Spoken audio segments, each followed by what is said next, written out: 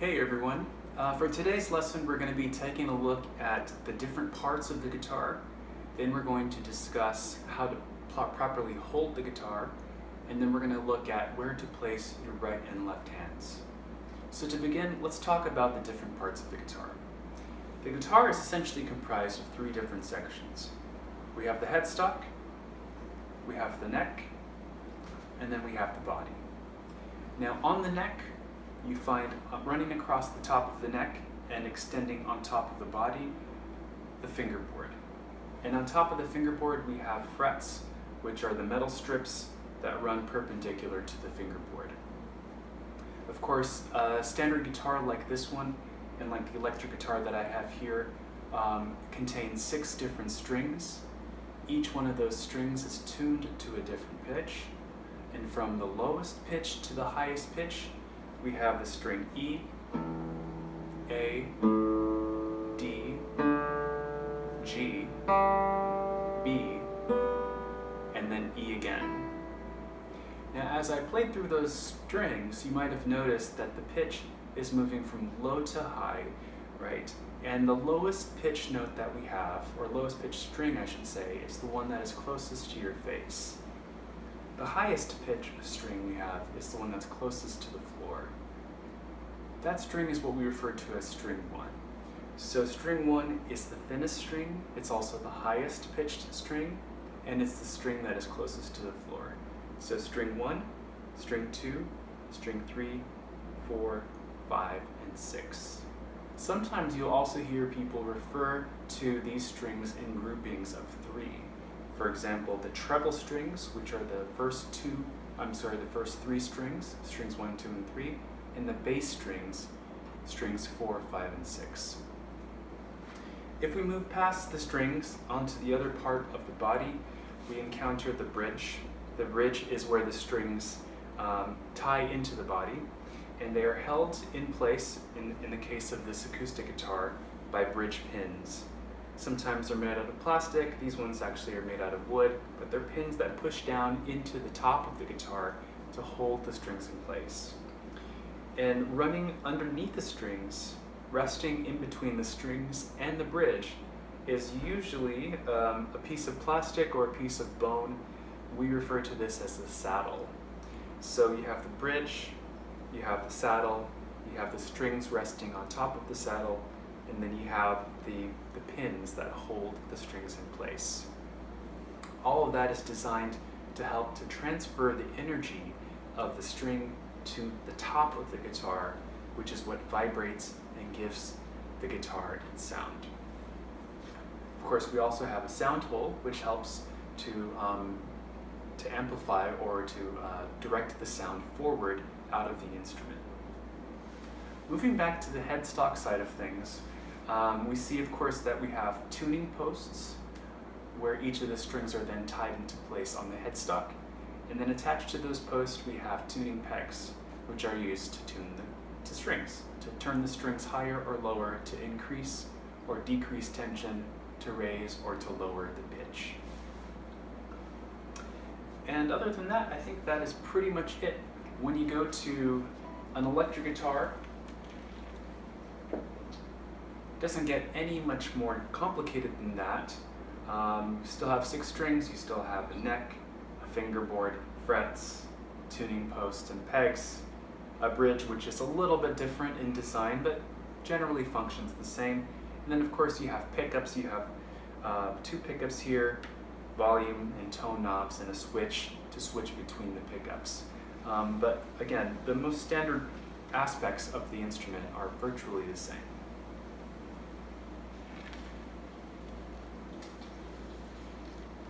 So from there, let's go ahead and talk about how to hold the instrument. There are a lot of different ways that you could hold a guitar. Some of it depends on whether you're sitting or you're standing. Others depend on what type of style of music you're playing. For the bulk of this class, we're going to be focusing on playing more or less repertoire, folk repertoire.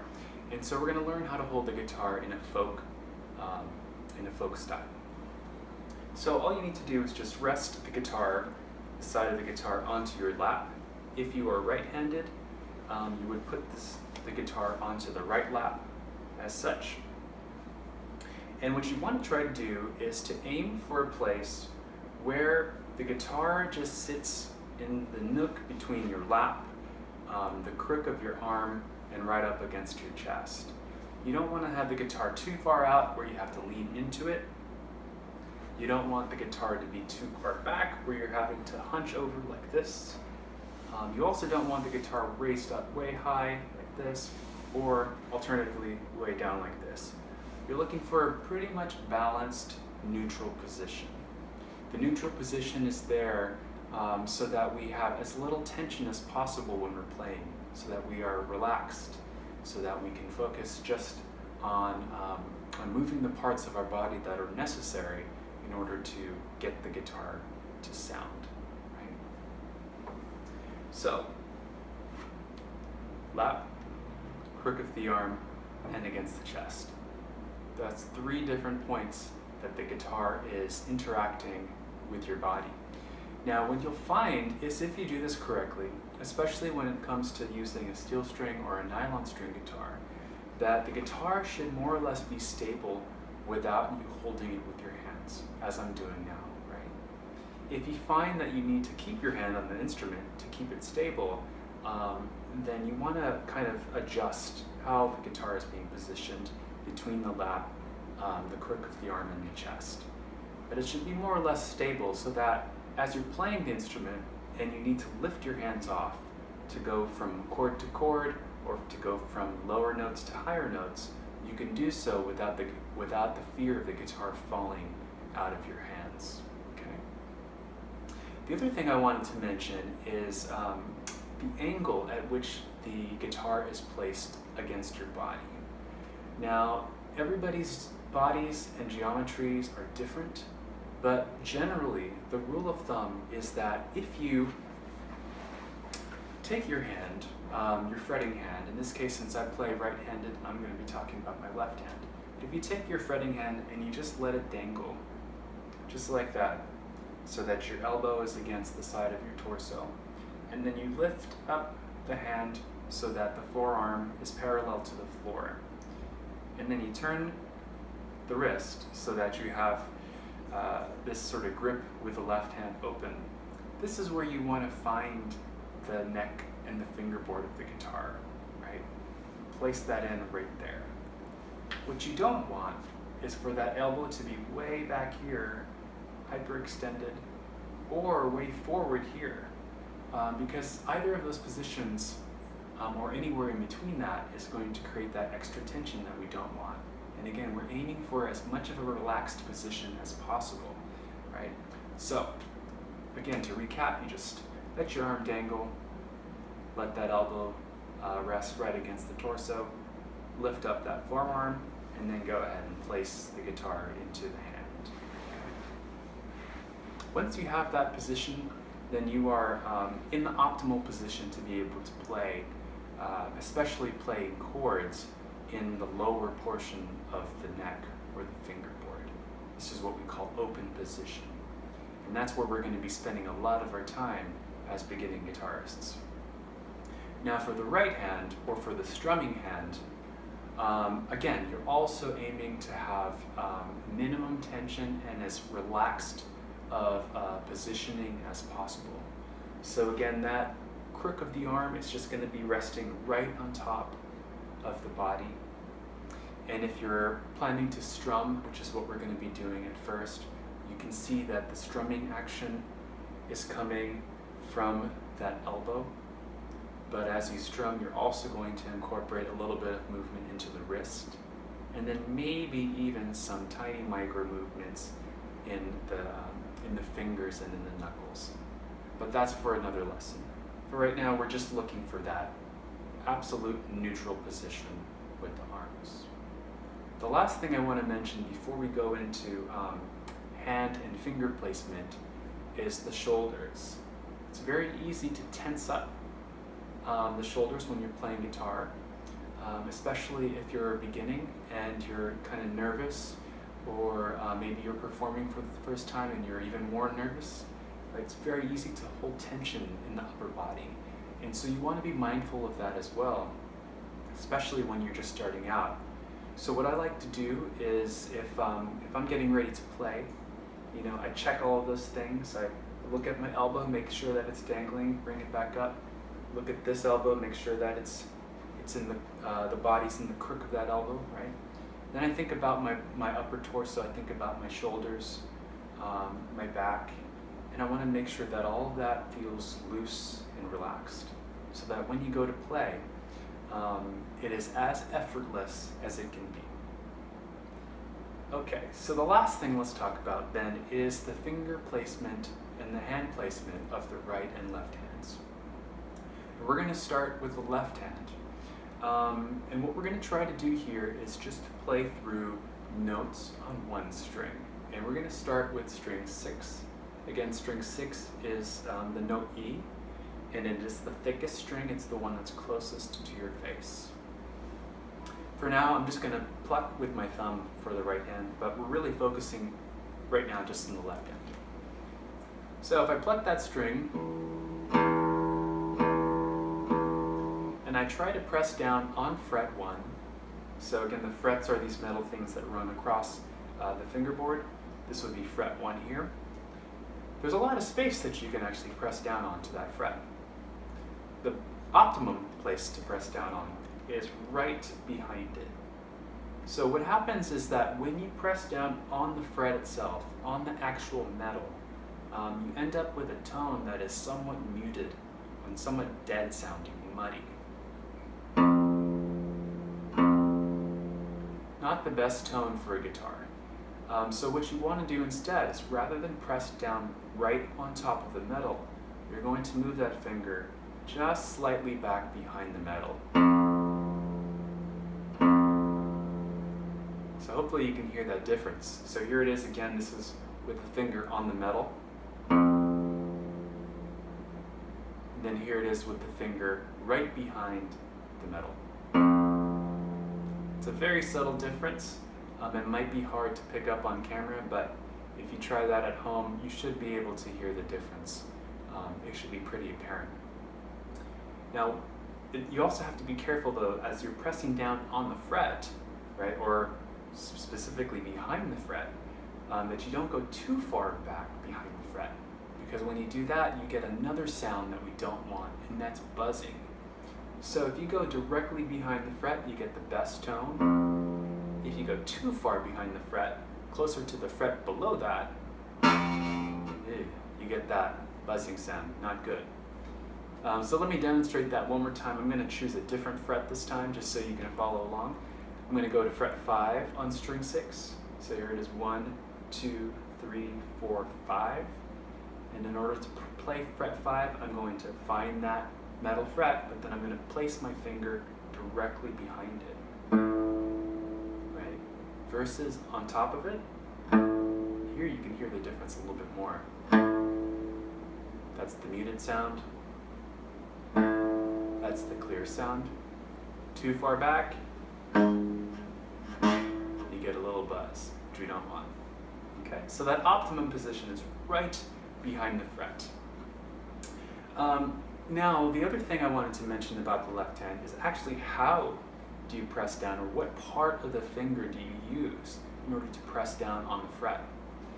And the best thing you can do is to play with the tips of the fingers. So if you can imagine, well, here, I'll just demonstrate here. You've got all the surface area that you can press down on a fret with, right? You can press down with the pad of the finger, which is what we use when we're giving the fingerprint, right? You can press down on the sides, you can press down on the tip. Ideally, what we want to do is press down on the tip with the tip, because that's going to give us the most control. Again, if we press down with the pad, it's actually really hard to be very specific about where that finger is, because there's so much surface area that's touching the string, right? So you can be pressing down behind the fret, but you can get a muted, muddy sound because the rest of the flesh is getting in the way. So to avoid that, we want to play with the tips of the fingers. Now this also means that if you're playing with the tips of the fingers, you have to have very short fingernails. Otherwise, the fingernail will get in the way of pressing down on the fret. So it's really good practice to keep those nails trimmed short on whatever hand you're using to play the frets. Again, if you're left-handed, that would be your right hand. But if you're right-handed like me, and like most people who play guitar, we're talking about the left hand, okay?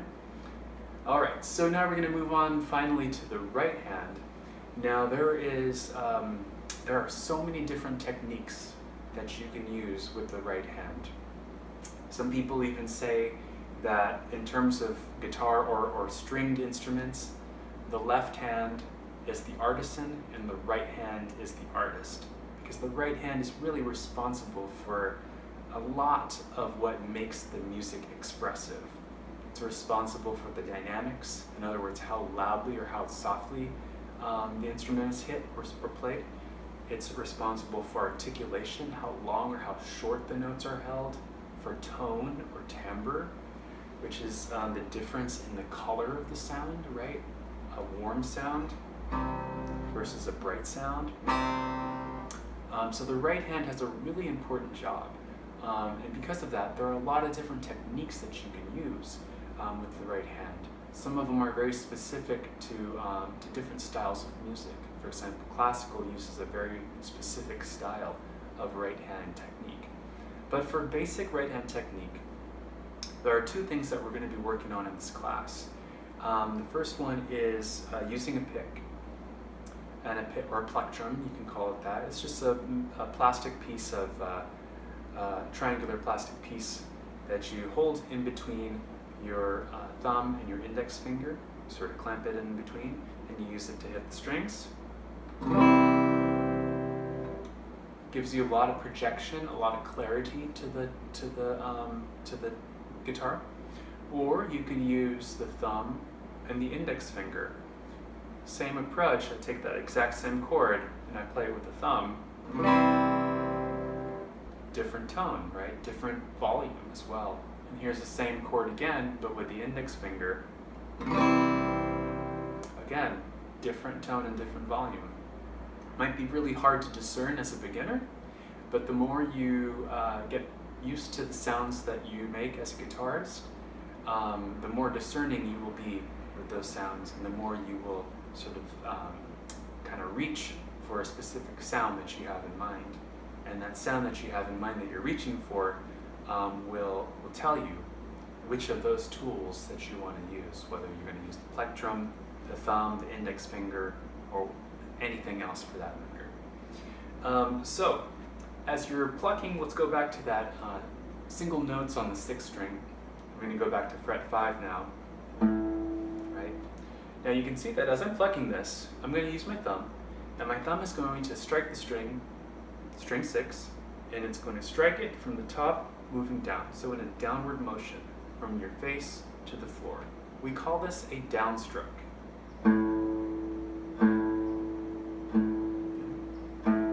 So you can practice this technique at home, and you can just play along to a metronome and play single notes to get used to the feel of the finger striking against the string. Right? And then you can take that same approach, but you can try with a plectrum. Just like that. Now I mentioned using a metronome in order to practice this technique because as we learn how to play guitar, it's really important that we're not just thinking about the mechanics of the guitar itself, but we are also using every opportunity we can to develop our musicianship. And key to our musicianship, or good musicianship I should say, is good rhythm. And so setting a metronome, which is just a device to keep time, and practicing along with that is going to help you to develop your rhythm while you are simultaneously learning how to play the instrument. I think that's it for now.